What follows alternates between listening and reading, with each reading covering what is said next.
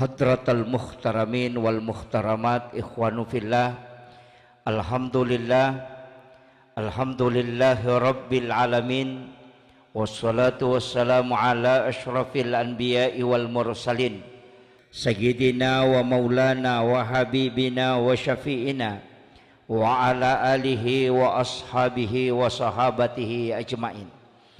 Allahumma salli ala Sayyidina Muhammadin salatan tuballighuna biha kullal maqsud. Ya Jawadu ya Ma'bud, ya Rahimu ya Wadud, birahmatika ya arhamar rahimin. Assalatu wassalamu bi'adadi ma fi ilmillah alaika wa ala alika ya Sayyidi ya Rasulullah. Agisna sari'an biizzatillah. Yang kami muliakan, kami ta'zimi Andre Guruta Puang Patta Haji Kasau, Andre Guruta Puang Patta Maulah, Andre Guruta Puang Patta Rabbi, dan Andre Guruta Puang Patta Sulaifi, Ibu Sekretaris Camat mewakili Bapak Camat yang kami muliakan dan kami takzimi, Bapak Kapolsek, Bapak Dandim, Syababinsa, dan seluruh tokoh masyarakat, tokoh agama, wabil khusus seluruh alim ulama, para tokoh masyarakat, para masyaikh, para azatis dan azatizah, seluruh orang tua santri dan tamu undangan, para pejabat pemerintah, dan yang terkhusus kami muliakan, kami takzimi para pimpinan pondok pesantren yang sempat hadir. Alhamdulillah, pada pagi hari ini kita dipertemukan di tempat yang insya Allah tempat ini adalah tempat yang sangat barakah, karena di tempat inilah anak-anak kita dididik. Dan acara ini sebenarnya mengantarkan kita kepada sesuatu yang sangat bernilai luar biasa, yakni acara haul Sayyidi Syekh Muhammad Said Tajul Khalwati Ibnu Syekh Muhammad Yunus bil masyhur, kita panggil beliau Puang Muhammad. Saya melihat foto beliau itu sangat bersih. Tatapan beliau itu seakan-akan beliau itu selalu ada bersama kita. Maka saya sampaikan kepada anak-anakku yang di pondok pesantren ini, harus setiap waktu kita menyambung energi dengan mursyid kita. Jangan pernah terputus dengan mengirimkan suratul Fatihah secara khusus, karena para wali-wali Allah itu adalah energi. Makanya ketika kita menyambung energi ke sana, maka kita akan diberikan nur, karena para wali-wali Allah itu memiliki cahaya.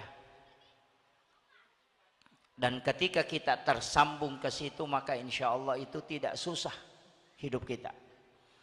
Makanya mengirimkan, menghadiahkan suratul Fatihah kepada guru-guru kita, kepada mursyid-mursyid kita yang bersambung sanadnya sampai kepada Rasulullah, itu seperti mata rantai. Makanya agama itu adalah sanad. Dan beliau ini diakui kewaliannya, karena orang yang meninggal itu sudah bisa kita akui kewaliannya ketika kita melihat dan membaca sejarahnya. Beliau ini punya khususiyah, diberikan karamah oleh Allah Subhanahu wa taala. Beliau adalah salah satu wali Allah dari sekian banyak wali-wali Allah, para kekasih-kekasih Allah. Kita itu diperintahkan bukan langsung ngikut ke Nabi.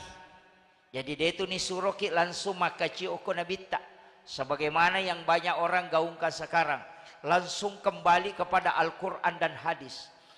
Agama ini memerintahkan kita ikut ke orang yang mengikuti Nabi. Dalilnya jelas, ihdinas siratal mustaqim siratal ladzina an'amta alaihim. Di situ tidak mengatakan siratan nabi, siratal rasul, tidak, atau siratal malaikah, tidak. Tapi dia mengatakan siratal ladzina an'amta alaihim, jalannya orang-orang yang diberi nikmat oleh Allah. Jadi bukan jalannya para nabi. Kenapa? Karena kita tidak ketemu langsung dengan nabi. Maka yang kita ketemu adalah pewarisnya. Al ulama warasatul anbiya. Ulama itu adalah pewaris para nabi. Dan beliau ini mursyid kita tercinta adalah salah satu pewaris dari Rasulullah Sallallahu Alaihi Wasallam. Dan yang dijamin nanti meninggal, baru ditahu bahwa dia adalah kekasih Allah. Ketika dia hidup, yang bisa mengetahui hanya sesama wali. Tapi ketika beliau wafat, maka nanti di situ bisa kentara. Karena kenapa? Orang yang wafat tidak mungkin melakukan lagi keburukan, tidak mungkin melakukan lagi dosa. Denana mungkin maki buat dosa, maka terjaga kesuciannya setelah dia wafat. Kalau kayak saya ini Bapak Ibu sekalian, belum dijamin. Mungkin ceramah saya banyak yang mengikuti, tapi saya tidak tahu apakah saya meninggal dalam keadaan baik atau tidak. Belum dijamin. Kan begitu? Iya kotuomo pitawe de paniris sama kadama dece kecapak na tutungan na. Siapa tahu nanti dia melakukan kesalahan sehingga keberkahan Allah cabut. Tapi yang dijamin itu keberkahannya tidak akan pernah tercabut ketika dia mampu menjaga dirinya sampai dia wafat. Makanya para wali-wali Allah yang kita doakan itu setelah beliau wafat baru kita tahu betul bahwa ini orang dijamin. Maka amalan-amalannya, ajaran-ajarannya itu mestinya kita ikuti karena itu dijamin. Makanya saya sering ceramah begini Pak Bu. Orang sering menyalahkan maulid. Orang sering menyalahkan Isra Mi'raj. Bahkan menyalahkan tahlilan. Menyalahkan barasanji. Sering mengatakan itu adalah pelaku bid'ah. Saya mengatakan begini. Orang yang bersama guru mursyid kita ini belajar. Dan gurunya beliau, Kiai Haji Muhammad Tahir. Itu dikenal dengan bil masyhuri Imam Lafeo. Imam Lafeo ini sudah meninggal puluhan tahun tapi bisa beli semen untuk membangun masjidnya. Itu karama beliau. Di suatu ketika masjidnya sudah mulai hampir runtuh karena sudah lama, tapi ada orang yang mengantar semen satu mobil. Itu dari Bosowa. Jadi diantar ke Lafeo tempat itu. Kemudian tidak ada orang yang mau terima karena sumbangannya itu terlalu besar dan tidak ada yang tahu siapa yang menyumbang. Dia takutnya kalau salah alamat. Tapi setelah orang yang mengantar semen ini masuk ke rumah salah satu warga dan melihat fotonya Kiai Haji Muhammad Tahir, langsung dia tunjuk bahwa yang membayar semen ini dan yang minta mengantar ke sini itu yang kali fotonya yang di sana. Diberitahulah bahwa orang itu sudah meninggal 20 tahun yang lalu. Dia mengatakan ini tulisan tangannya, ini tanda tangannya. Dia yang tanda tangani nota. Setelah dicocokkan dengan tulisan tangan beliau di kitabnya, itu persis sama. Makanya semen itu dikasih turun, tapi saya dapat informasi bahwa semen itu tidak dipakai bangun masjid karena habis diambil orang. Tapi ditukar. Ada yang ngambil 1 sak, dia ganti 10 sak. Ada yang ngambil 10 sak, dia ganti 100 sak. Sampai masjid itu jadi berkat semen itu tadi. Karena mengambil barakahnya. Yang ngaji bersama beliau di Guru Tepung Ngaji Saada, Guru Kiai Haji Abdurrahman Ambodale almarhum al-maghfurlah. Beliau juga adalah waliullah yang sangat masyhur. Itu pendiri Darud Dakwah wal Irsyad DDI Mangkoso. Jadi yang Kabalangan itu tadi saya sedikit luruskan, Kabalangan itu di Pinrang. Jadi kalau yang di Mangkoso itu Darud Dakwah wal Irsyad, tapi dia buka cabang itu di DDI Kabalangan Pinrang. Kalau Darud Dakwah Wal Irsyad itu di Mangkoso Baru. Jadi Kabalangan itu di Pinrang, Kabupaten Pinrang. Itu cabang yang beliau buka. Tapi beliau adalah salah satu ulama yang juga waliullah. Dan itu ngaji sama guru ada. Karamahnya beliau juga luar biasa. Makanya tidak heran kalau para wali-wali Allah termasuk mursyid kita tercinta ini punya karamah, itu hadiah. Saya pernah tanyakan, Bu, biasa waktu tenang, bagaimana cara dapat karamah? Supaya bisa diberi karamah. Saya diberitahu dua hal. Yang pertama, kalau mendirikan pondok pesantren atau buka pengajian atau majelis, untuk dapat karamah, salah satu jalurnya mesti ada salah satu muridmu yang jadi kiai. Kalau sudah ada muridnya jadi ulama, maka akan dihadiahkan karamah. Jadi kalau belum ada muridnya jadi ulama, itu belum bisa dikasih karamah itu. Karamah itu adalah hadiah. Jadi kalau nabi disebut mukjizat. Kalau wali disebut karamah. Kalau orang biasa disebut maunah. Kalau orang yang dibenci oleh Allah disebut istidraj. Pemberian yang dihinakan oleh Allah. Makanya Dajjal itu bukan karamah, tapi itu istidraj. Jadi hati-hati kalau ada orang diberi kelebihan tapi tidak ahli ibadah, tidak ahli zikir, melakukan maksiat terus tapi ada kelebihannya. Itu istidraj. Pemberian yang diberikan oleh Allah tapi semakin jauh dari Allah, bukan dekat. Hati-hati. Banyak juga rezeki yang begitu. Ketika dia kita gunakan untuk kebaikan, maka disebut rezeki. Tapi ketika tidak digunakan untuk kebaikan, maka itu adalah istidraj. Hati-hati. Jadi jangan sampai kita lalai karena itu. Saya pakai campur bahasa Bugis bahasa Indonesia ya. Bisa Bu ya? Atau saya bahasa Bugis saja? Kalau saya bahasa Bugis banyak yang tidak tahu ini. Iya.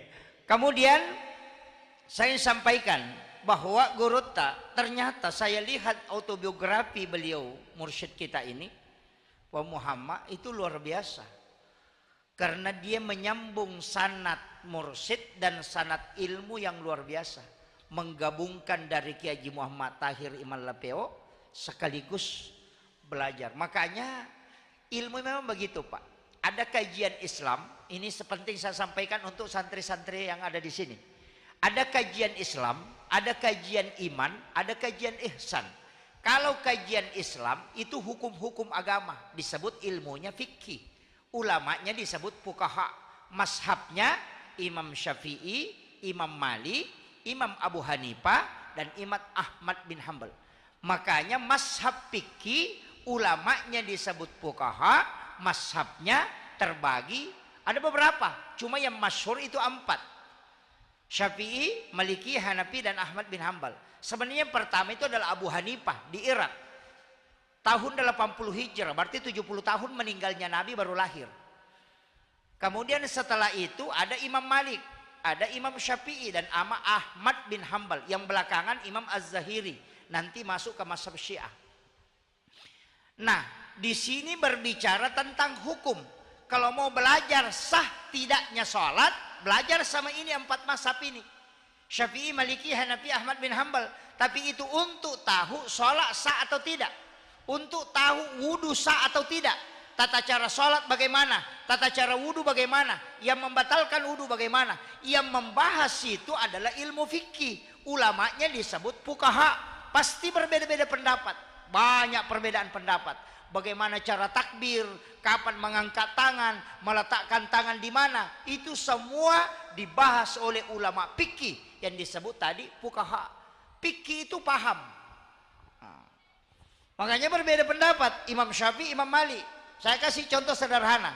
Kalau ada ayam ditabrak mobil, atau bebek ditabrak mobil, atau kambing ditabrak mobil, kemudian ayam itu sudah berguling-guling, kemudian kita ambil pisau kemudian disembelih, apakah ayamnya halal atau tidak? Halal. berarti bukan mazhab Syafi'i. Ini mazhabnya Imam Abu Hanifah. Binatang yang terkena musibah, kemudian masih bergerak, kemudian kita sembelih, dan ada darah menetes di bekas sembelihan, maka itu halal dimakan menurut mazhab Imam Abu Hanifah. Mazhab Imam Syafi'i itu sudah haram, bangkai.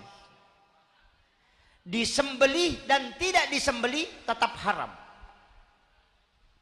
Alasannya kenapa? Itu sederhana. Imam Syafi'i itu mengatakan sebenarnya ayam yang berguling-guling itu proses menuju ke kematiannya. Kau tidak sembelih pun tetap mati. Artinya kau mengakali, makanya mensabotase. Itu fikih Pak ini. Fikih. Jadi kalau ayam itu sudah pecah kepalanya, lompat-lompat, sebenarnya itu sudah menuju ke kematiannya. Cuma kau mengakali, makanya kau sembelih. Makanya kau sembelih dan tidak sembelih tetap bangkai. Karena pergerakannya hanya menuju ke kematiannya. Kalau Imam Abu Hanifah tidak. Karena yang disembelih yang masih hidup. Yang kedua, lihat darah yang menetes. Kalau setelah saya disembelih ada darah menetes, berarti itu sah untuk dimakan. Karena selama masih hidup masih boleh disembelih. Dan yang bergerak pasti masih hidup. Nah, pilih mana kira-kira Pak Bu? Mazhab Abu Hanifah atau mazhab Syafi'i? Atau dibagi? Kalau ayamnya kecil pakai Imam Syafi'i. Kalau ayamnya besar kasihan pakai mazhabnya Imam Abu Hanifah. Tapi saya milih mazhab Syafi'i. Bukan karena mengatakan bahwa saya dari NU, tidak. Karena yang paling hati-hati dan paling aman itu Syafi'i. Kenapa? Nanti Bapak Ibu kalau datang ke pasar beli ayam potong yang masih hidup itu, kemudian tukang penjual ini sembeli ayam potong dan masukkan ke dalam drum, kemudian ayamnya bertumpuk dan meninggal karena tertindis oleh ayam yang lain. Kalau mazhabnya Abu Hanifah itu bangkai, karena dia meninggal karena tertindis, bukan karena disembelih. Tapi kalau pakai mazhabnya Syafi'i tadi, yang dihitung yang pertama, karena awalnya disembelih, maka tertindis pun tidak masalah. Nah, pilih mana kira-kira? Kembali lagi ke Syafi'i. Nah, itu kuncinya. Makanya dalam agama, ukilalana agama, nareko kita mengkaji harus dipisahkan mana kajian fikih, mana kajian tauhid, dan mana kajian tasawuf. Mursyid kita ini lari ke tarekat, tapi pasti hatam di fikih, karena ngaji sama guru tak seada, pasti ngaji fikih. Ulama tarekat itu pasti awalnya di fikih dulu, baru paham tauhid, baru masuk ke hakikat. Nah yang sekarang langsung lompat ke hakikat, tidak ngaji fikih. Makanya mengenal Allah secara hakikat tapi tidak sholat. Kan banyak itu, tidak sholat tapi akidahnya kuat. Makanya kenapa itu dilarang? Apa bedanya dengan iblis? Iblis itu mengenal Allah tapi dia tidak sujud. Ini saya luruskan dulu. Ini ya, saya luruskan dulu ya Bu. Kemudian ini kan fikih. Saya ambil contoh yang kedua. Apa bedanya tarekat dengan fikih? Kalau kita singgah di WC masjid, buang air kecil atau buang air besar, dalam tarekat itu tidak boleh. Makanya pengamal-pengamal tarekat itu tidak pernah singgah di WC masjid, buang air kecil, buang air besar. Itu pantangan. Karena air yang di masjid itu disedekahkan orang. Apalagi yang fatal cuci motor di masjid. Wah itu fatal itu. Saya punya mursyid tarekat, itu akhlaki. Kalau dia dari rumahnya, itu sandal yang dia pakai dari rumahnya, ketika mau masuk ke pekarangan masjid dia buka, dia simpan di luar. Nanti dia jalan di pekarangan masjid, itu ndak bawa sandalnya masuk. Nanti keluar baru pakai lagi sandal itu di luar, baru dia pakai ke rumahnya. Saya pernah tanya, Bang, kenapa sandal yang kita pakai dari rumah itu ndak masuk ke pekarangan masjid? Apa jawaban dia? Nah, itu tanah timbunan masjid, itu sedekahnya orang. Saya takut kalau tanahnya melekat di alas sandal saya, kemudian saya bawa pulang ke rumah, itu saya tidak berani pertanggungjawabkan di hadapan Allah. Itu saking hati-hatinya, Pak. Kalau kita atapnya masjid dibawa pulang, kadang-kadang kan gitu. Jangankan tanah timbunan yang melekat di alas sandal itu ditakuti, ya jendelanya masjid biasa dibawa pulang ke rumah. Ini jadi masalah. Tapi beliau itu memang sangat hati-hati. Makanya saya bilang mursyid-mursyid itu terjaga betul. Kemudian saya ingin sampaikan, tadi kalau singgah di WC masjid itu kalau tarekat tidak boleh. Kalau fikih, kita buka di kitabnya Imam Syafi'i dalam kitab Al-Um, boleh singgah di WC masjid untuk buang air kecil, buang air besar, cuma hukumnya makruh. Untuk menyelamatkan diri supaya tidak melakukan yang makruh, maka sebelum tinggalkan masjid, WC masjid, berwudu dulu. Itu dalam fikih. Jadi ya kolepangi ke WC nama sigi buang air kecil, jenne ki jolo na pemakde. Karena buang air kecil di WC masjid itu makruh. Ketika berwudu itu sunnah, maka tinggalkan kemakruhannya karena ibadah sunnah yang kita lakukan. Itu menyelamatkan itu. Itu kalau dalam fikih, ini dalam fikih ya. Kajian yang kedua, kalau kita masuk ke tauhid, kan ini ulamanya tadi disebut fuqaha, mazhabnya Syafi'i, Maliki, Hanafi, Ahmad bin Hambal. Kalau naik satu tingkat itu disebut kajian tauhid, ulamanya disebut murabbi. Beda. Kalau tadi disebut fuqaha, kalau yang masuk kajian tauhid disebut murabbi, ilmunya teologi. Mazhabnya Mu'tazilah, Jabariyah, Qadariyah, Sunni, Syiah, Ahlus Sunnah wal Jamaah. Itu mazhabnya. Tadi mazhabnya ini Syafi'i, kalau yang mazhabnya tauhid itu Mu'tazilah. Nanti di sini kan berbeda. Nanti mengatakan Allah itu ada di atas, di aras, bersemayam di atas aras. Jadi Allah itu tempatnya di aras. Ada yang mengatakan tidak, Allah itu tidak di situ.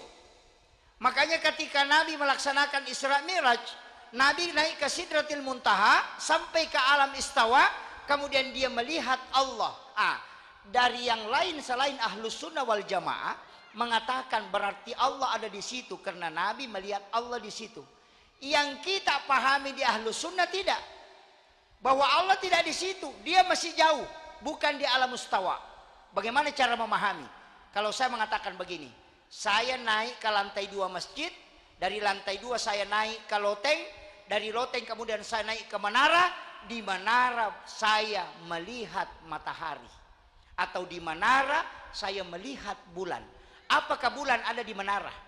Tidak, itu masih jauh. Tapi nanti bisa melihat bulan kalau di menara. Nabi naik ke alam istawa, baru di situ dia melihat Allah. Apakah Allah di situ? Tidak, dia masih jauh dari situ. Begitu cara memahami di Ahlus Sunnah. Tapi dia mengatakan memang Allah duduk di situ. Wah, itulah yang menganggap bahwa Allah itu istiwa, itu duduk. Ini itu tauhid. Nanti berubah-ubah itu, Pak. Di sini banyak orang campur-campur. Kajian tauhid, kajian tasawuf. Kajian tasawuf dikasih turun ke tauhid. Nanti fikih ditarik ke tauhid. Makanya banyak yang salah. Ketika kemarin ada ceramah mengatakan hormat kepada bendera merah putih, musyrik. Kenapa? Karena menyembah selain Allah. Itu karena contoh tasawuf, adab ditarik ke tauhid. Sungkaman dengan orang tua, musyrik. Karena sujud selain kepada Allah. Oh, itu fatal itu. Karena contoh adab ditarik ke tauhid. Fatal itu. Kalau itu mau dipakai, Pak, semua musyrik. Bawa proposal ke Pak Bupati, musyrik juga. Karena mengharap rezeki selain daripada Allah. Iya. Makan obat itu juga musyrik, karena dia bilang sembuh gara-gara penyakit, obat dimakan. Makan nasi kenyang berarti musyrik juga itu. karena dia menganggap kenyang karena gara-gara nasi, bukan karena Allah. Musyrik semua itu. Bawa ATM juga musyrik itu. Karena bisa dapat rezeki hanya memasukkan uang ke dalam ini. Itu musyrik semua itu, Pak. Kalau dipahami bahwa semua yang memberi manfaat. Makanya orang tua kita dulu itu pakai cincin, pakai keris. Itu tidak pernah terpengaruh akidahnya. Karena dia mengatakan semua ini benda Allah yang mengadakan. Dan tidak mungkin ada sesuatu yang tidak punya manfaat. Tapi manfaatnya Allah yang memberikan, ini hanya pengantar. Makanya tidak berubah akidahnya. Yang sekarang berubah. Saya pakai cincin ini insya Allah tidak mati. Wah, itu jadi fatal. Nah, makanya ulama dulu karena tauhidnya sudah mantap, akidahnya sudah mantap, apapun yang dipakai tidak pernah terpengaruh. Dia pegang keris, dia pegang cincin, pegang ini, tidak terpengaruh karena tauhidnya tidak bergeser. Yang sekarang tauhidnya tidak ada, pegang benda, percayanya ke benda. Nah, ini yang perlu saya luruskan juga ini, Pak. Karena banyak orang keliru. Ada mengatakan yang punya cincin, agak jerna sengogi, engkau lau basina, musyrik. Itu tidak musyrik. Semua apa yang diciptakan oleh Allah itu ada manfaatnya. Cuma jangan katakan manfaatnya dari situ, tapi Allah yang memberikan. Sebagaimana Khalifah Umar ketika dia mengirim surat ke Sungai Nil. Coba, Khalifah Umar itu hebatnya kalau pemimpin hebat, Bu. Pemimpin jujur itu dia kirim surat ke Sungai Nil. Jadi dia tulis surat, wahai Sungai Nil, saya dapat informasi bahwa engkau tidak mengalirkan lagi air. Airmu surut, padahal masyarakat membutuhkan airmu. Maka jika engkau mengalirkan air karena dirimu, maka aku mohon jangan kau mengalirkan air. Tapi jika engkau mengalirkan air karena izin Allah, maka kami akan memohon kepada Allah agar air itu mengalir. Maka surat itu dilemparkan ke Sungai Nil, langsung muncul airnya kembali. Itu hebatnya pemimpin, Pak, kalau jujur. Kalau pemimpin tidak jujur, air sumur ada hilang. Itu kalau pemimpin tidak jujur. Iya. Makanya saya wasiatkan dalam agama begitu, Pak. Kemudian naik satu tingkat disebut kajian ihsan. Di sini mursyid kita berada. Ihsan itu masuk dalam tarekat. Mazhabnya ada Khalwatiyah Sammam, ada Khalwatiyah Yusufiyah, ada Saktari, ada Ahlaki, ada Kadiri. Di situ mazhab. Ulamanya disebut mursyid. Jadi bukan murabbi, tapi disebut mursyid. Dari kata irsyad. Itu tidak mudah. Kalau ulama fikih, hukum-hukum. Kalau ulama tauhid, akidah. Kalau ulama tarekat, mursyid, itu akhlak. Makanya orang tasawuf itu bilang begini, kalau wudumu pernah kau pakai berbohong, maka jangan pakai sholat. Karena itu sudah kotor. Itu tarekat. Jadi kalau kita sudah berwudu untuk sholat maghrib, kemudian nonton di TikTok, ada orang goyang-goyang begini, perempuan, itu sudah kotor wudunya. Jangan pakai lagi sholat. Wudu yang sudah dipakai berbohong tidak boleh dipakai sholat. Karena wudu itu at-tuhur, bukan an-nadhafah. Kebersihan itu kan an-nadhafah, at-tuhuru, at-tazkiyah, az-zakah. Kalau an-nadhafah sampai yang kelihatan, kotoran yang nampak. Kalau at-tuhuru hakiki, makanya wudu itu apanya yang dibersihkan. Makanya wudu itu bukan membersihkan, tapi mensucikan. Makanya orang yang ada wudu kena najis itu tidak batal wudunya. Kita sudah berwudu injak tai ayam, itu wudu tidak batal. Ada orang salah paham, kalau sudah berwudu injak tai ayam batal wudunya. Itu tidak. Cuma tidak boleh sholat karena kita mutanajis. Jadi kalau sudah berwudu injak tai ayam, bersihkan najisnya, tidak usah wudu kembali. Kan gitu. Nah, banyak salah paham. Kalau sudah injak tai ayam, tidak bisa lagi sholat. Ya memang tidak bisa sholat karena kita mutanajis. Tapi tidak batal wudu. Yang membatalkan wudhu itu menyentuh kemaluan tanpa pelapis. Itu pun dua versi. Karena Nabi ada yang tanya, ada Arab Badui, itu orang Arab dari gunung, turun ke Nabi, tanya, ya Rasul, kalau kami sudah berwudhu kemudian menyentuh kemaluan tanpa pelapis, kemudian kami ingin sholat, apakah kami harus berwudhu kembali?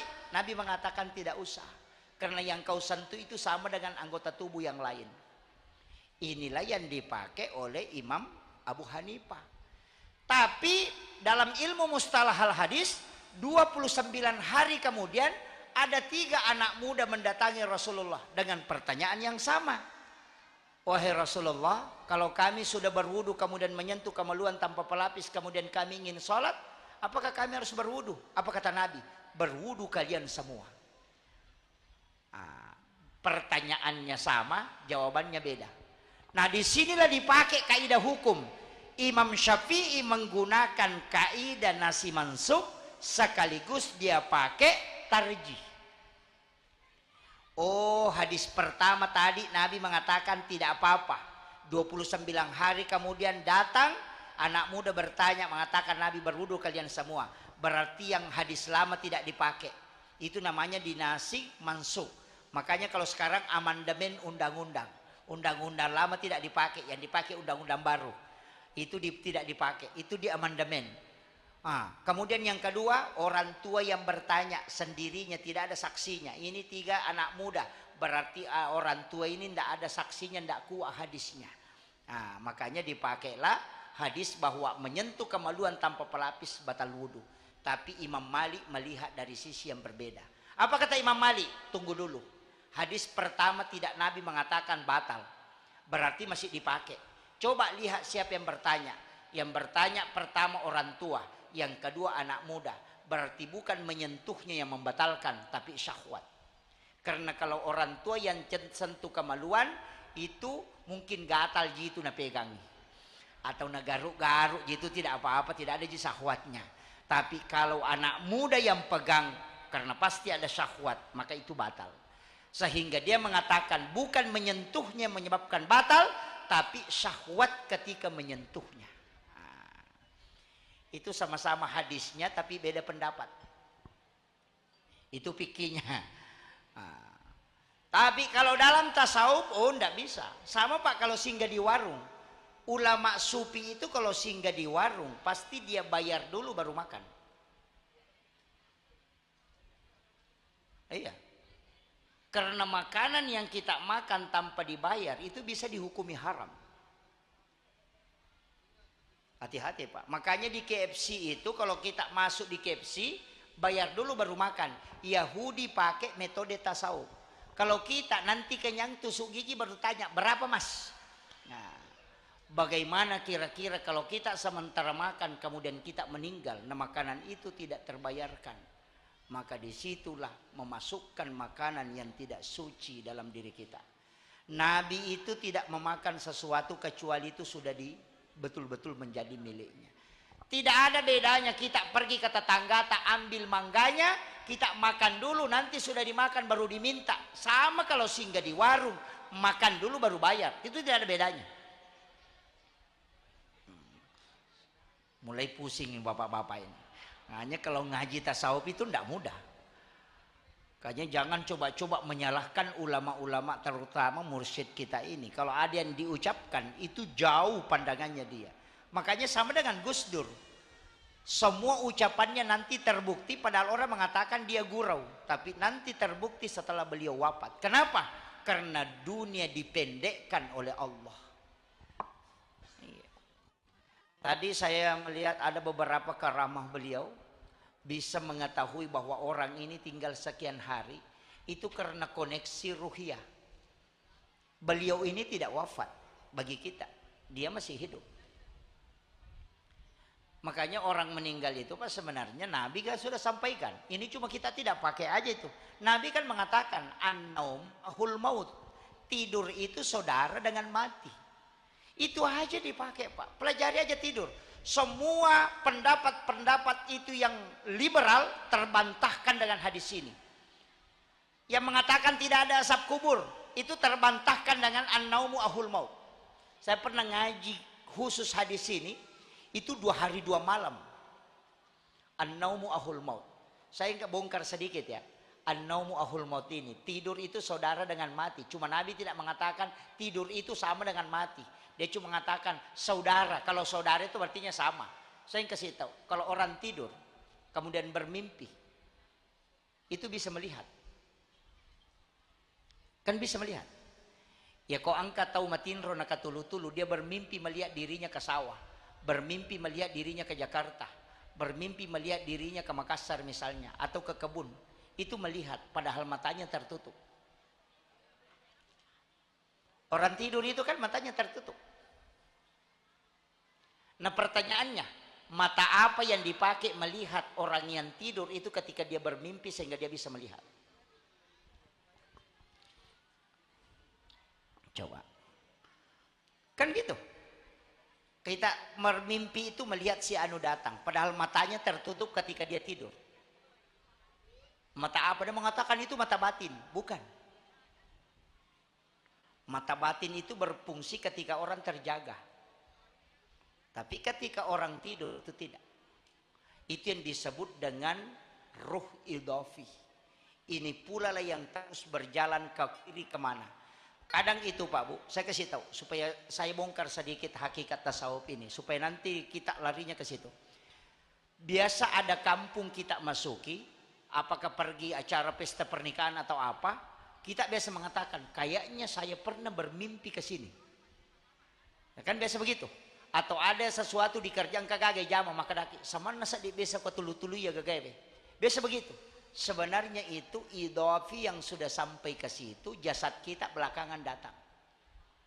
Kalau orang bongkar itu, tembus itu Pak. Itu ilmu kasyaf menggunakan lipatan bumi. Tapi saya tidak bongkar ke situ dulu. Nanti saya kasih tahu. Nanti kan ada jalurnya. Kemudian, orang tidur kalau mimpi disiksa, itu merasakan sakit. Mimpi dikejar anjing, oh bangun ngos-ngosan, keringatan, padahal dia tidak lari. Itu ibarat siksaan kubur yang jasadnya tidak disentuh tapi merasakan sakit. Itu yang banyak orang tidak pelajari di situ Pak. Jadi orang mengatakan tidak ada azab kubur itu karena tidak paham ilmu itu. Kemudian, ini intinya. Orang bermimpi bolak-balik ke Jakarta padahal dia cuma tidur 10 menit. Perjalanan singkat dia bisa ke Jakarta, dia bisa ke Makassar, melihat dirinya di Jakarta keliling, pulang padahal dia cuma tidurnya 10 menit. Bahkan biasa bermimpi di beberapa tempat. Nah lihat dirinya di Jakarta, kemudian bermimpi lagi, nah lihat dirinya ke Makassar padahal tidurnya 10 menit. Kalau dia baru berjalan normal tidak mungkin bisa sampai. Tapi karena ruhnya yang diperjalankan maka dia bisa kemanapun. Tapi waktunya lama. Dia rasakan lama di sana. Padahal dia cuma duduk atau dia cuma tidur 10 menit saja. Bagaimana? Waktu di alam mimpi yang begitu singkat ketika ditarik ke alam lahiriah itu begitu lama. Begitulah ulama kita. Kenapa dia bisa mengatakan seperti Guru Kiai Abdul Rahman Ambodale? Apa yang dia bilang? Saya ngaji kitab Al-Um 30 tahun sama Imam Syafi'i. Padahal dia tidak ketemu. Itu kalau orang pakai rasionya, itu dia bilang orang gila. Karena dia tidak pelajari alam hakikat. Oke, saya tarik ke modern supaya kita tidak bingung. Apalagi anak-anak santri kita supaya tidak bingung. Kalau kita mau ke Mekah sekarang, mau ke Tanah Suci sekarang, atau mau ke Madinah sekarang, bisa. Saya kasih kunci. Kita bisa membagi 2 diri dalam satu waktu. Bagaimana ilmunya? Ambil HP Android, kemudian lakukan video call. Video call, nanti suara kita ada di Mekah. Kalau ada orang di Mekah, suara kita ada di Mekah, gambar ada di Mekah, padahal kita ada di sini. Tidak ada kabel di handphone, tidak ada kabel. Kenapa bisa kita ada di dalam situ? Padahal di sini hanya perangkatnya besi dan timah. Kenapa bisa masuk ke sini? Ini alam apa? HP ini kan masih alam dunia. Tapi kenapa kita bisa masuk ke situ? Kelihatan ada di Mekah, bisa bicara, didengarkan suaranya. Itu tadi yang dilakukan oleh mursyid kita ketika dia berjalan melarang orang yang ikut dengannya itu ngomong, dan ketika dia melihat sesuatu. Itu karena yang diperjalankan bukan alam lahiriah, tapi alam metafisika. Maka disitulah yang dipakai mursyid tarekat. Dia bisa melihat sesuatu, dia bisa melintasi dengan waktu yang singkat, tapi dia bisa sampai dengan waktu yang sangat singkat. Kalau normal tidak bisa. Kalau orang naik pesawat ke Mekah mungkin butuh 9 jam. Tapi kalau video call sepersekian detik dia bisa berada di situ. Itulah yang dipakai para sufi. Karena nurnya dia miliki. Kalbunya adalah transitornya. Tapi ruh yang koneksi itu bisa berada di situ. Makanya jangan heran kalau ulama bisa tawaf di Mekah, di Ka'bah, padahal dia ada di sini. Ini saya belum bongkar Pak Bu. Ini masih ada alamnya masuk ke dalam. Tapi kalau itu yang dibahas, bahaya juga. Saya tidak sampai ke situ, tapi saya akan kasih tahu bahwa itulah alam yang dipakai para ulama-ulama sufi. Iya. Kenapa bisa koneksi? Makanya Allah itu kan tidak jauh. Wa huwa ma'akum aina ma kuntum. Allah itu kan dekat. Tapi kapan dia jauh? Ketika kita tidak koneksi. HP juga begitu. Kadangkala HP-nya baku dekatan, tapi karena jaringan tidak connect, itu tidak bisa nyambung. Walaupun HP-nya berdekatan. Tapi kalau HP berjauhan, koneksi jaringannya kuat, itu bisa. Ulama dulu seperti itu. Tapi hati harus dijaga, tidak boleh berbohong. Sekali bohong tertutup. Maka dia itu lebih baik mati daripada bohong. Dan semua yang pengaruh keduniawian pasti dia buang. Tapi tidak meninggalkan dunia, tidak. Pengaruh keduniawian dia tidak masukkan ke dalam kalbunya. Sehingga ketika dia sholat tidak terganggu dengan kehidupan dunia. Kalau kita masuk semua kehidupan dunia, Allah yang keluar. Kencang-kencang Allahu Akbar, tidak bisa connect. Kenapa? Karena yang mengisi semua dunia. Iya, ulama dulu dunianya, makanya ada istilahnya itu jamaah tablik. Dunia hanya sementara, akhirat selamanya. Kemudian ini kan istilah-istilah, itu istilah tasawuf yang ditarik, cuma banyak yang memahami sederhana. Makanya ini masyarakat banyak, pondok pesantren kita luar biasa, santri-santri kita. Saya tadi kasih tahu Pak Kiai, sebaiknya seluruh santri itu mondok, jangan bolak-balik. Mestinya santri itu mondok, tapi pesantren itu bukan tempat untuk menjamin anak kita menjadi baik. Tidak. Jadi pesantren itu bukan tempat sulap, tapi pesantren itu tempat mengajarkan tata cara hidupnya Nabi, mengajarkan akhlaknya Nabi. Kalau dia tidak bisa mengambil itu jangan salahkan. Jadi fungsinya guru itu hanya mengajarkan, bukan membuat anak itu pintar. Karena yang membuat pintar itu adalah urusan Allah. Makanya guru-guru di pesantren jangan pernah berharap santrinya mau pintar, jangan. Jadi aku mah Pak Guru ki aja tamelo ko macce anak-anak tak. Jangan mau kalau anak-anak kita jadi beriman, tidak. Karena yang mengurus itu urusannya Allah. Urusan kita cuma satu, ajarkan apa yang kau telah ketahui, baru serahkan kepada Allah hidayahnya. Itu je kuncinya. Kenapa banyak guru stres? Karena dia mau bikin pintar muridnya. Nah kalau tidak pintar muridnya marah-marah nih. Nah kalau marah-marah pasti tidak ikhlas. Itu aja kuncinya kan? Jadi kuncinya guru, ajarkan apa yang kau miliki dan ikhlas doakan ke anak yang telah kau ajarkan agar diberi hidayah. Jangan pernah berharap anak kita mau pintar. Jangan pernah berharap anak kita mau cerdas, anak kita mau beriman. Tidak, serahkan kepada Allah semua hidayahnya. Nanti dia yang ngurus. Karena yang dilihat Allah bukan hasil, tapi prosesnya. Ibu-ibu juga jadi masalah, bapak-bapak. Nanti kalau ada anaknya nakal, baru dikasih masuk di pesantren. Bikin ancaman lagi. Nakal kok, gue bawa gitu ke pondok. Ini jadi masalah juga. Iya, betako loh, ikut dulu pesantrennya. Ini baru anaknya dikasih masuk di pondok langsung mau jadi ulama. Wah, fatal itu. besi taisangan apa tama memang caji ulawang, tidak bisa. Iya, kalau besi karat dikasih masuk palingan dipoles. Kalau mobil rusak ronsokan dikasih masuk di bengkel harus dipukul, baru diamplas, baru didiko, itu baru bagus. Kalau mobil ronsokan dikasih masuk nah tidak mau dipukul, jangan harap jadi bagus, karena sudah penyok baru dikasih masuk. Apa artinya Bu? Kalau anak tanakal nah tidak dipukul tidak bisa lurus, kan gitu. Tapi saya di pondok itu Pak bikin aturan ke anak-anak, pokoknya jangan sentuh ketika anak itu melanggar, jangan pukul. Kasih apa? Kasih sholat sunat taubat 50 rakaat. Gurunya saja tidak pernah sholat sunat taubat 50 rakaat. Itu kalau disuruh sholat 50 rakaat, orang tuanya mau protes tidak bisa protes. Sholat sunat taubat 50 rakaat, sholat tarawih saja 20 rakaat orang stres, apalagi 50 rakaat. Baru diancam santrinya, kalau melanggar lagi nanti sholat taubatnya cukup 70 rakaat. Takut itu. Jadi dia dapat pahala, taubatnya juga insya Allah. Itu. Jadi tidak disentuh. Anak-anak kita kan bahaya, kena ham semua. Dulu padahal perintah agama itu meminta untuk dipukul kalau sudah 10 tahun tidak sholat dipukul. Tapi kita kan tidak sentuh anak-anak karena kena ham. Ya makanya gitu, kasih hukuman sholat sunat taubat 50 rakaat. Baru istighfar 1000 kali. Oh sudah insya Allah.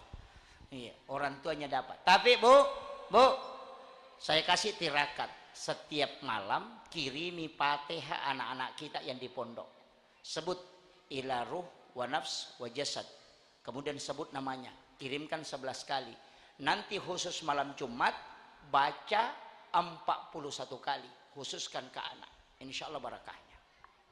Yang kedua, saya kasih amalannya Bu ya. Yang kedua, puasa Senin Kamis kalau mampu.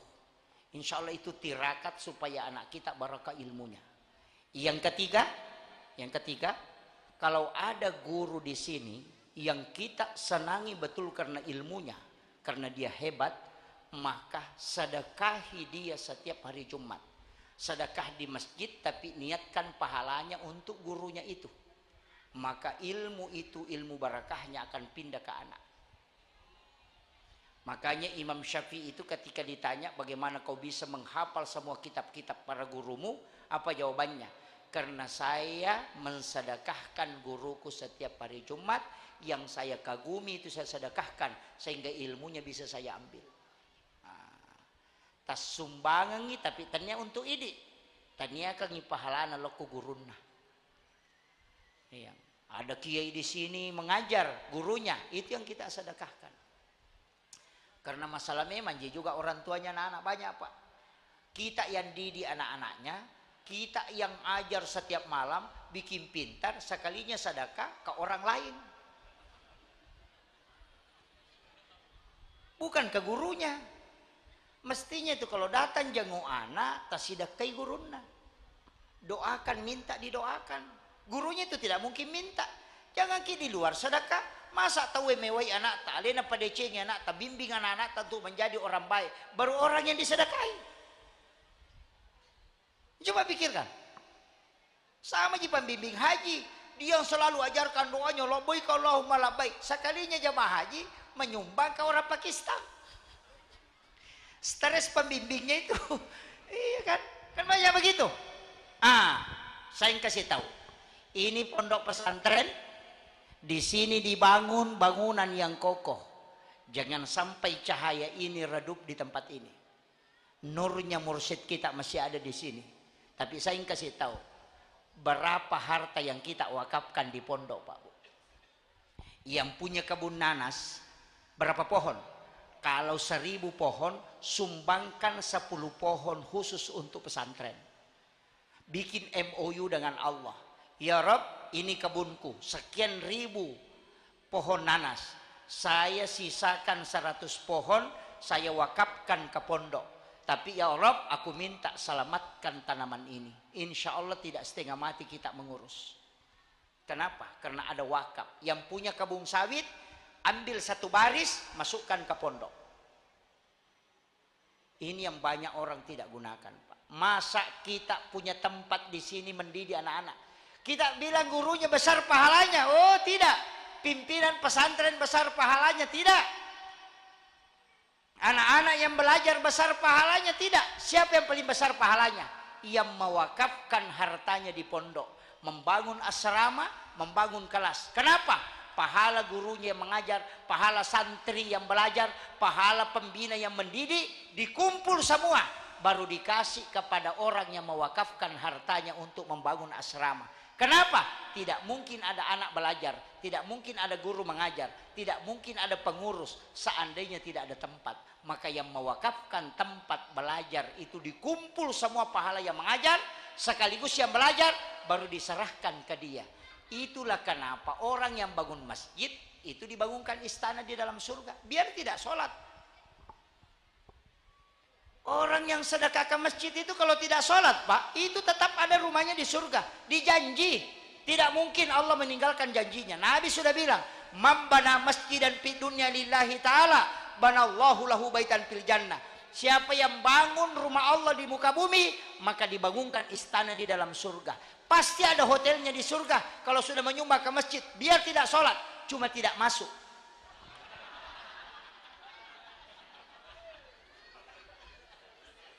Iya pastilah. Makanya dikasih tahu dibangunkan istana, bukan dibilang masuk surga. Kan gitu. Sama aja orang yang sogok dengan orang menyogok, tidak berdosa itu. Coba cari. Adakah hadisnya mengatakan orang disogok dan menyogok berdosa? Tidak ada. Makanya kalau ada bupati menyogok, ada wali kota menyogok, ada camat menyogok, ada kepala desa menyogok, tidak berdosa. Yang ambil sogokan tidak berdosa juga. Hadisnya cuma bilang ar-rasi wal murtasi pinar, yang disogok dan menyogok keduanya masuk neraka. Itu sih, tidak berdosa.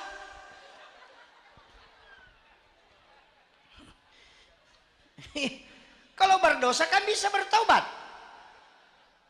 Makanya disebut masuk neraka karena sudah ada kaplingnya. Ini penting ya. Makanya bu, yang punya kebun sisakan. Kalau 1000 pohon, ambil 10 pohon. Khusus diniatkan untuk pesantren wakaf. Wakafkan. Punya 100 pohon sawit, ambil 10 pohon atau 5 pohon, wakafkan. Semua hasilnya dikasih masuk di pondok. Pondok pesantren ini harus siapkan kaleng koin. Bikin kaleng koin, kasih ke orang yang mau mewakaf. Nanti dia isi di situ. Setiap 1 bulan kita jemput itu. Nanti itu menjadi wakaf dan itulah menjadi milik kita. Pesantren ini harus buka lelang wakaf di sini, Pak. Jangan mengharap bantuan pemerintah.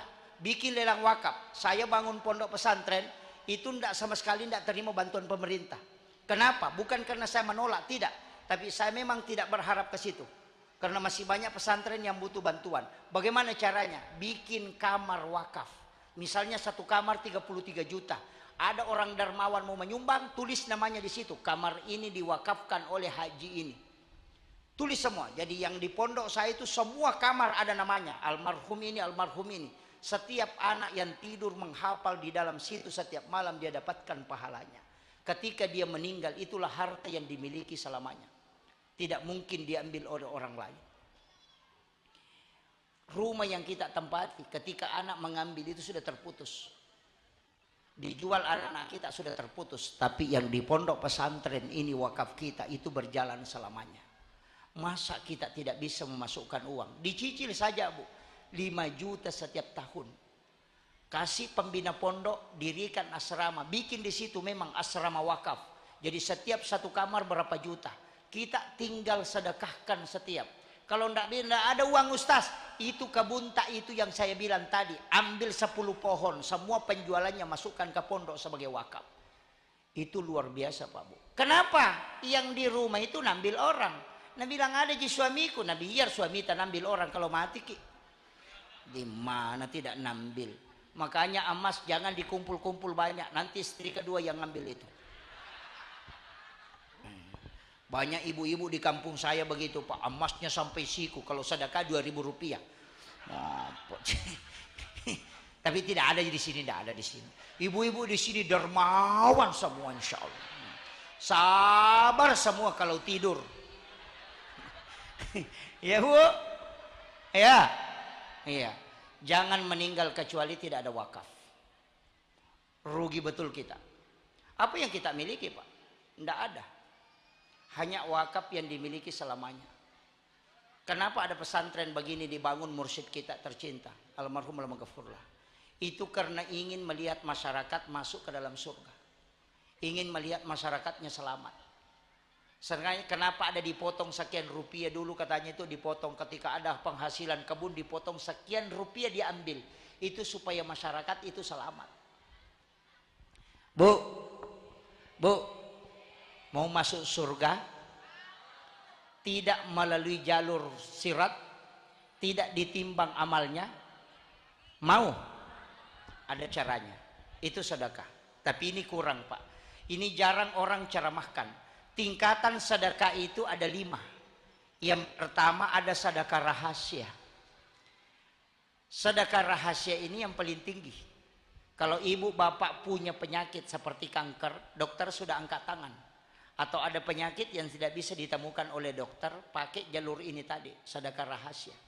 Di dalam satu riwayat, Rasulullah menyampaikan bahwa ada orang nanti baru berjalan menuju kepada mahsyar, itu sudah dijemput oleh malaikat, dibawa ke ila rafiqil a'la, tidak dibawa ke mizanullah, tidak ditimbang amalnya.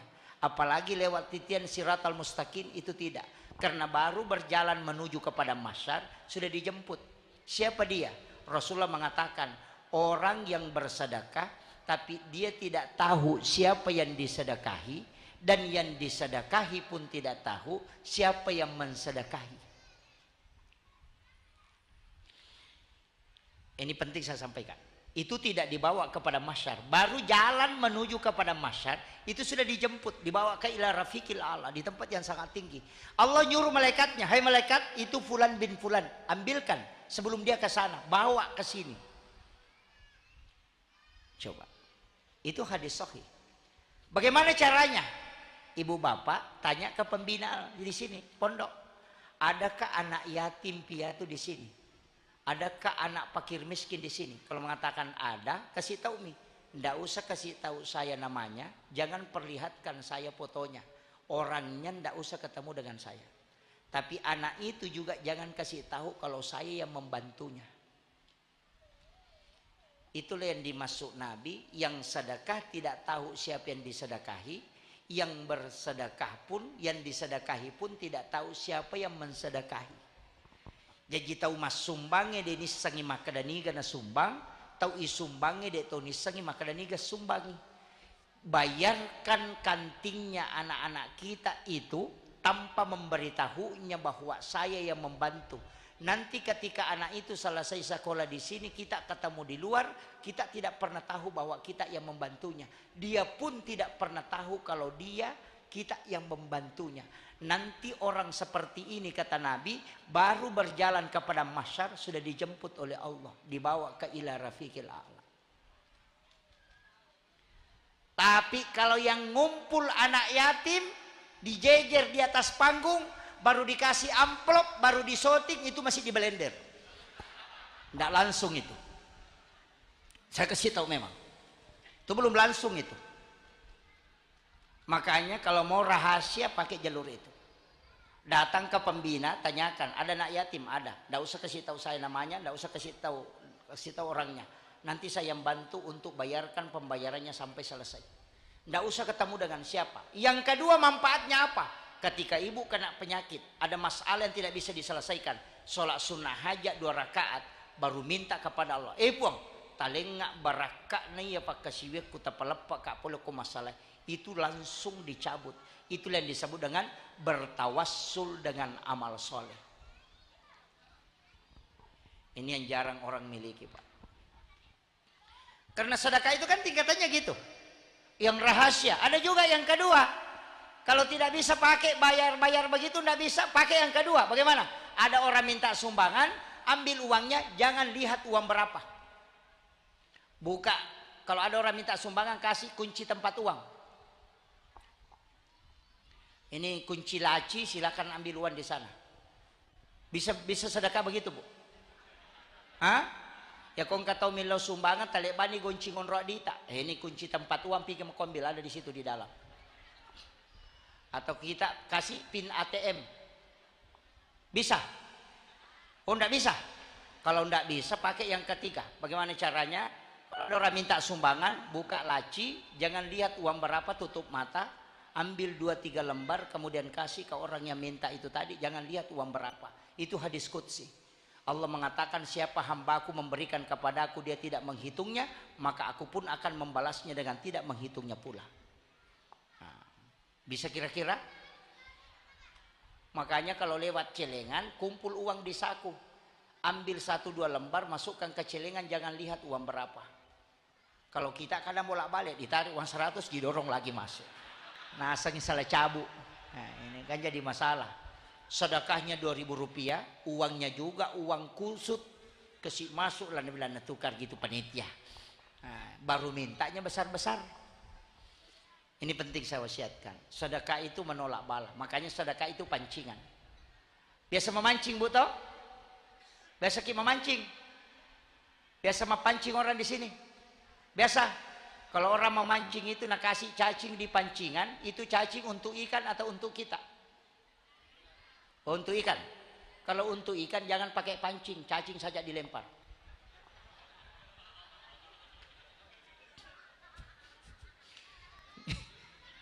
Coba pikir, itu cacing untuk kita atau untuk ikan? Bukan untuk ikan. Kalau untuk ikan tidak usah pakai pancing, cacing saja dilempar karena kita mau kasih makan ikan. Tapi kenapa pakai pancing? Itu namanya memancing, karena tidak bisa diambil kalau tidak pakai itu. Makanya sedekah tidak pernah untuk pondok, itu selalu untuk kita. Itulah yang dilakukan mursyid kita. Kadang meninggalkan sesuatu, ambil mini, itu memang untuk masyarakat. Kenapa? Karena dia hanya memancing dalam kehidupannya. Begitu. Itu yang dipakai. Kan memancing begitu. Cacing itu bukan untuk ikan, untuk kita. Cuma dipancing baru bisa diambil. Kalau tidak mengerti saya rubah lagi. Pernah lihat mobil tangki? Mobil SPBU itu yang Pertamina punya. Berapa liter solar na bawa? 5.000 liter. Tapi kenapa sehingga di Pertamina isi solar? Nah, ada solar na bawa 5.000 liter. Kenapa? Kok bisa kehabisan solar? Nah, ada solar na bawa. Itu karena tidak ada selang dari tangki besar turun ke mesin. Artinya apa? Biar banyak rezekimu di lauhun mahfuz, kalau kau tidak buatkan jalur tidak akan turun. Makanya menyumbang 2.000 rupiah itu pipet. Rezekinya nyangkut-nyangkut. Ditiup tidak bisa lancar karena pipet. Kalau mau besar kasih 100.000, itu sudah selang.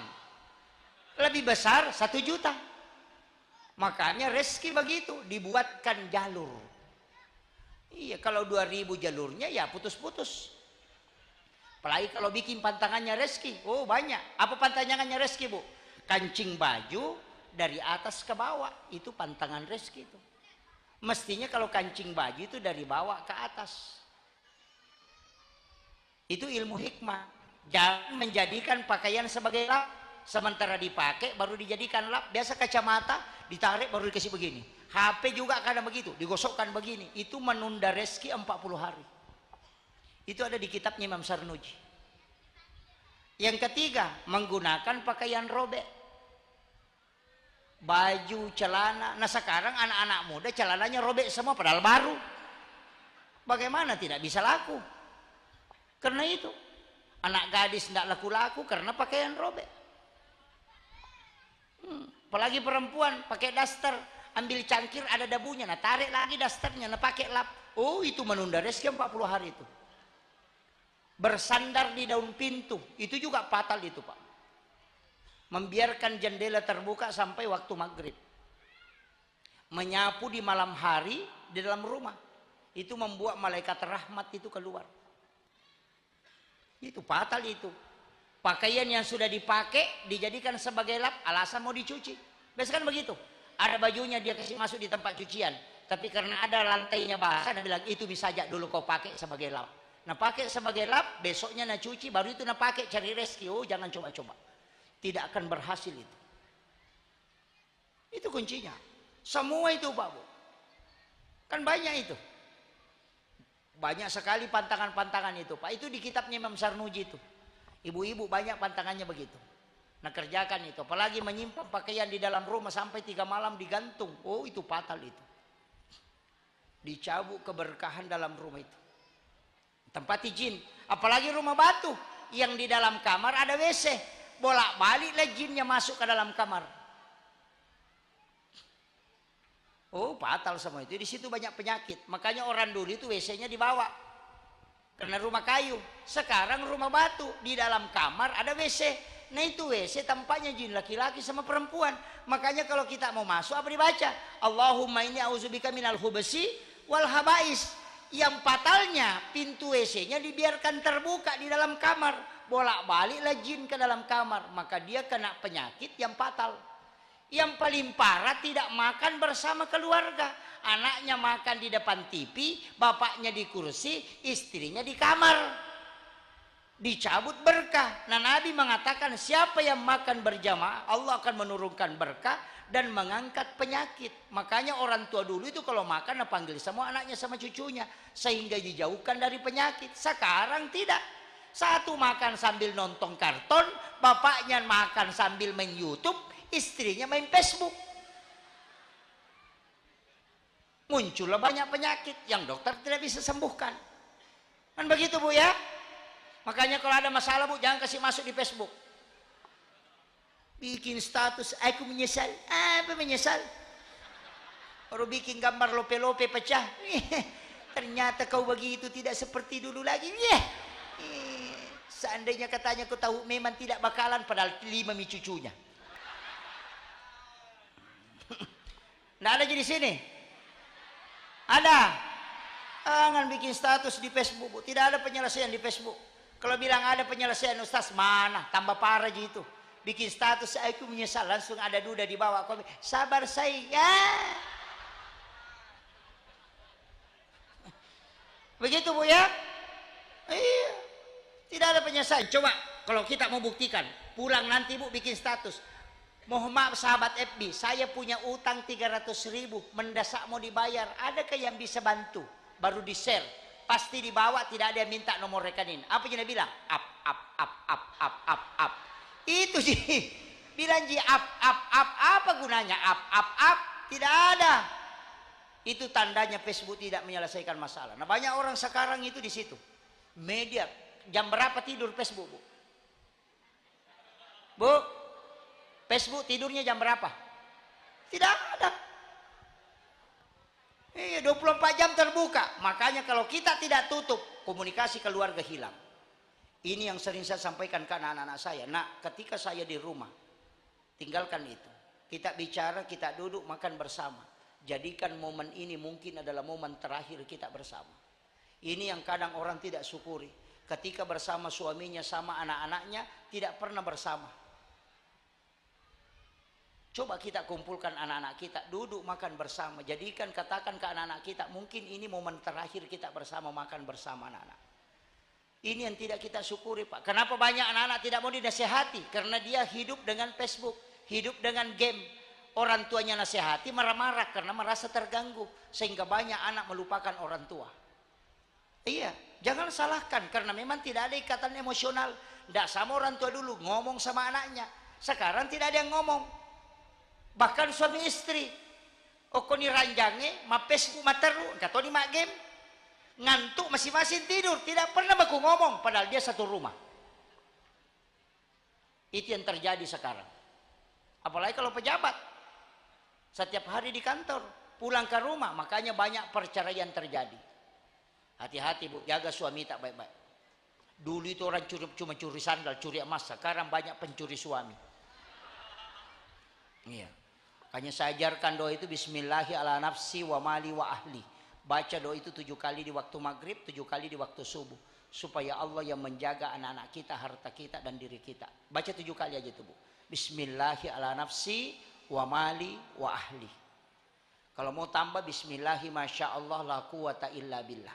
Itu diamalkan itu. Kalau tidak hafal, baca 2 ayat terakhir Quran surat Taubah. Ayat Al-Husni. Itu ayat itu luar biasa. Laqad ja'akum. Siapa yang membaca 7 kali di waktu maghrib, 7 kali di waktu subuh itu dijaga betul itu Pak. Bahkan dijauhkan dari musibah tiba-tiba. Kalau masih tidak bisa, kalau mau tidur baca basmalah. 21 kali. Setiap di jari tangan itu ditutup. Bismillahirrahmanirrahim. Bismillahirrahmanirrahim. Bismillahirrahmanirrahim. Itu 10 di jari tangan, 10 di kaki, baru tekan di pusar 1 kali. Supaya kita tidak kena musibah, termasuk pencurian, kiriman santet, kemudian rumahnya juga tidak akan terbakar. Bahkan rumah itu tidak akan kena banjir, kecuali dia bikin rumah di pinggir sungai. Iya. Itu basmalah ditutup itu. Tapi kalau tidak bisa, saya ijazahkan ke santri-santri sekaligus ke pembina pondok pesantren ini. Saya ingin kasih tahu, ada satu salawat jangan tinggalkan. Baca 1000 kali setiap hari. Setiap hari baca 1000. Itu salawat Jibril. Termasuk pondok pesantren Lirboyo itu saya dapat informasi beliau itu membangun pondok dengan salawat Jibril. Itu pula yang saya pakai. Bangun pondok pesantren tidak ada modal.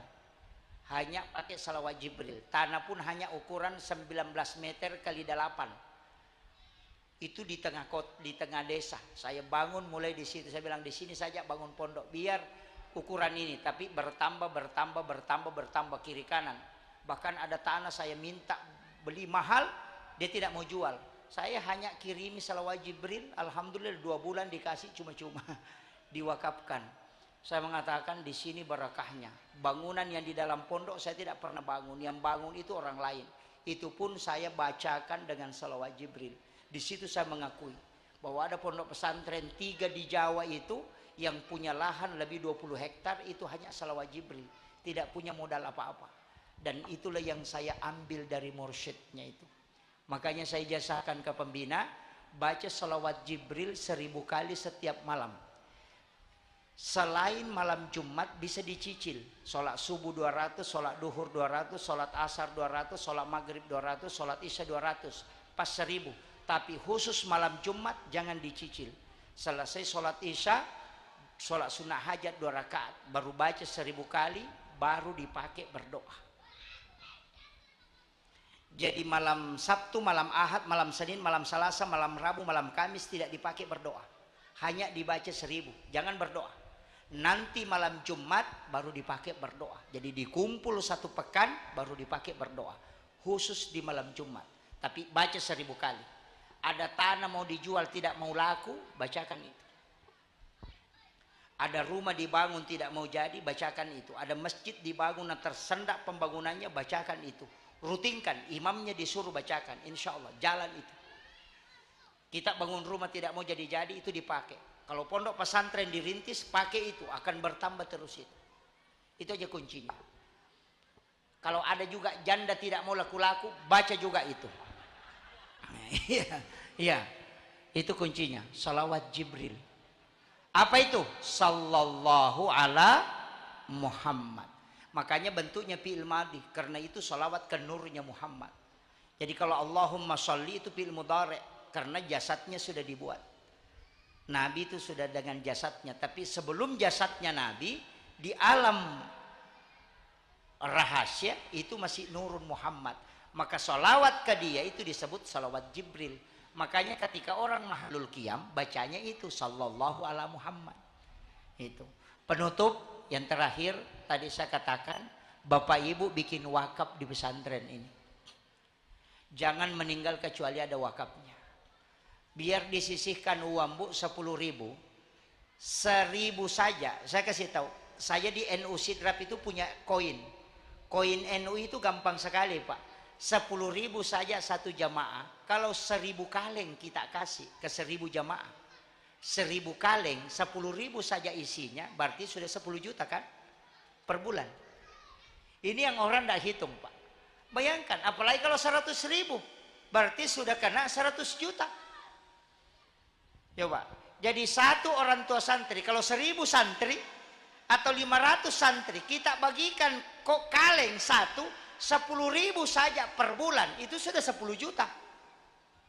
Coba, kalau 100.000, sisa uang belanja saja Bu, dari ke pasar belanja, ada sisanya 2.000, masukkan ke kaleng, jangan dibuang. Uang koin 1.000 rupiah, masukkan ke kaleng.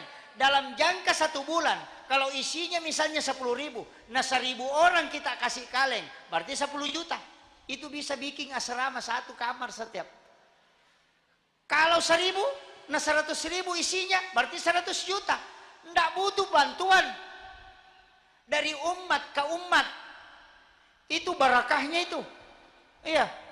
Ini kan membayar anak-anak kita di sini. Tidak banyak sih bayarannya. Berapa? 400.000 tadi. Ya, kantinnya. Itu 400.000 kali berapa? Bagi 90 kali makan. Kan 30 hari. Nah 3 kali makan sehari. Berarti kan 90 kali makan. Coba kalau beli nasi kuning di luar. Coba 400.000 bagi 90 berapa? Berapa? Hah? Berapa bu? Makanya jangan ingin makanannya anaknya bagus kalau di pondok. Kalau pembayarannya cuma 400.000, dikali 90. Kan begitu. Tapi insya Allah di pondok itu semua nikmat, semua lezat. Kenapa? Karena barakahnya. Iya, kalau ibu makan di dalam pondok, anaknya juga jangan dikasih pulang ke rumah. Kalau sakit, simpan saja di pondok. Mestinya pembina bikin kamar khusus, kamar untuk anak-anak kita, supaya ketika sakit jangan keluar. Karena kapan anak demam di pondok dikasih keluar, pasti 1 minggu itu sakit. Nanti kembali. Kenapa? Di pondok itu masih dijaga oleh malaikat, sehingga barakahnya itu masih kuat. Tapi ketika keluar dari pondok, lihat. Dan anak-anak pondok tidak mungkin pintar kelihatan. Tapi ketika keluar itu bisa berkompetisi. Kalau ada anak di pondok ini paling nakal, paling bodoh, coba bawa ke sekolah negeri, pasti ranking nanti itu kalau keluar. Kenapa? Karena di pondok ini 24 jam dilatih. Makanya saya tidak sepakat kalau ada santri kalong bolak-balik ke rumahnya, masuk ke pondok bikin masalah. Kenapa? Karena anak pondok itu seperti pakaian suci. Ketika ada yang lewat, pasti yang kotornya diambil, bukan yang bagusnya. Makanya begitu pengaruhnya. Makanya simpan anak-anak kita di pesantren.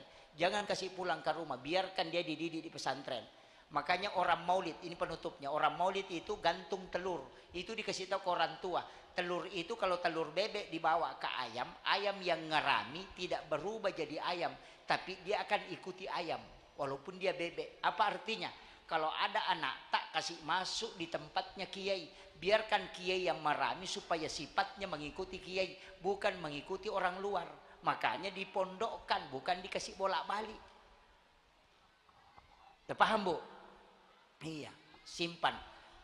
Guru-guru jangan khawatir. Bilang tidak banyak santri, tidak usah khawatir santrinya. Jangan hitung santri. Biar 3 yang penting dia mau jadi ulama.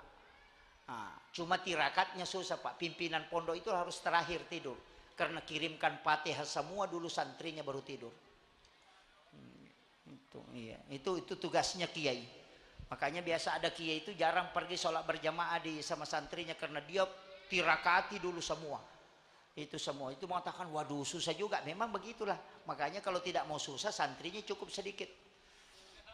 Ya, makanya saya terima santri itu cuma 23 supaya tirimi Fatihah mudah. Nah, itu kalau santrinya sampai kayak pondok pesantren Sidogiri itu kan 17.000 santrinya. Wah stres itu kalau kita 17.000. Tapi kalau ditirakati semua itu luar biasa. Makanya bantu kiai, bantu pimpinan pondok, bantu pembina. Anak-anak kita kirimi Fatihah bu, supaya anak-anak kita tenang di tempat ini. Kemudian saya tadi mengatakan ini penutup. Kalau tidak ada yang bisa kita ambil ceramahku dari awal sampai akhir, satu yang saya minta, jangan terputus dengan mursyid kita.